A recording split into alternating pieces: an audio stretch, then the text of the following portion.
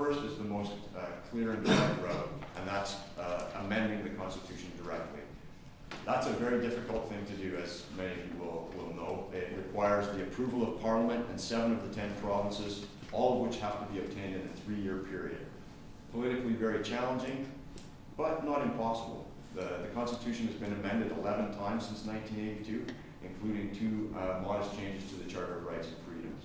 And so it's possible, but it's the kind of thing that will probably need a narrow and focused effort on an issue that enjoys a huge level of national support, which sounds to me exactly like the right to a healthy environment. So Eco-Justice and the David Suzuki Foundation are in the very early days of beginning to work towards this long-term goal of amending the Canadian Constitution. The second route to recognition of a constitutional right to a healthy environment is through litigation. And in fact, the case that's been brought by Ron Plain and Ada Lockridge of the Anishinaabe First Nation is making the argument that the right to live in a healthy environment is actually implicit in the right to life, liberty, and security of the person that already exists in Section 7 of the Charter.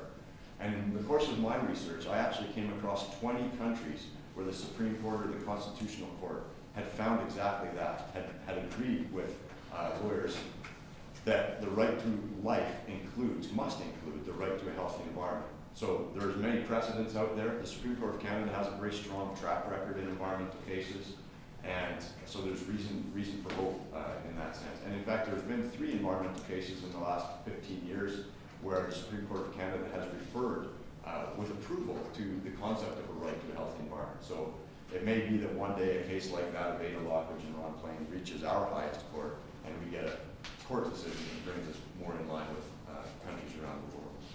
And then the third and final way that we can achieve constitutional recognition of the right to a healthy environment in Canada is slightly more obscure.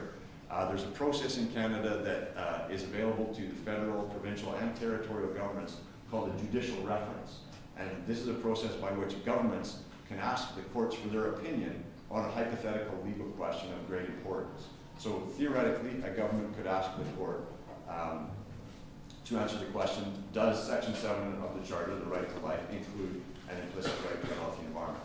And the advantage of doing it through a judicial reference is you don't have all the factual problems that face you in a highly contested lawsuit like the Sarn Chemical Valley litigation. There's been over 100 judicial references over the course of Canadian history dealing with issues ranging from who owns offshore natural resources, is it the federal government, provincial government, is it legal for Quebec to secede from the rest of Canada? And more recently, questions were posed to the Supreme Court of Canada about same-sex marriage. Probably the most famous judicial reference in Canadian history, though, was the Persons case of the 1920s, where Nellie McClung and her colleagues mounted an incredible campaign, actually. They secured the signatures of hundreds of thousands of Canadians in the 1920s in their efforts to have the government recognize that women should be considered persons under Section 24 of the British North America Act, and thereby be eligible to be appointed to the Canadian Senate. And so Nellie McClung and her colleagues worked this campaign for a decade in the 1920s and finally convinced the federal government to use this judicial reference tool. So the federal government in 1929 asked the Supreme Court of Canada, are women persons for purposes of being appointed to the Senate? And you know what the Supreme Court of Canada said? They said no. But at the time, you could appeal Supreme Court of Canada decisions to the Judicial Committee of the Privy Council in the UK, and their common sense prevailed. And the Judicial Committee said, oh, for God's sake, of course women are persons. And that was a real turning point for the women's rights movement in Canada. And so I think there's an opportunity to use that same kind of a process to try and advance the right to a healthy environment here in the 21st century.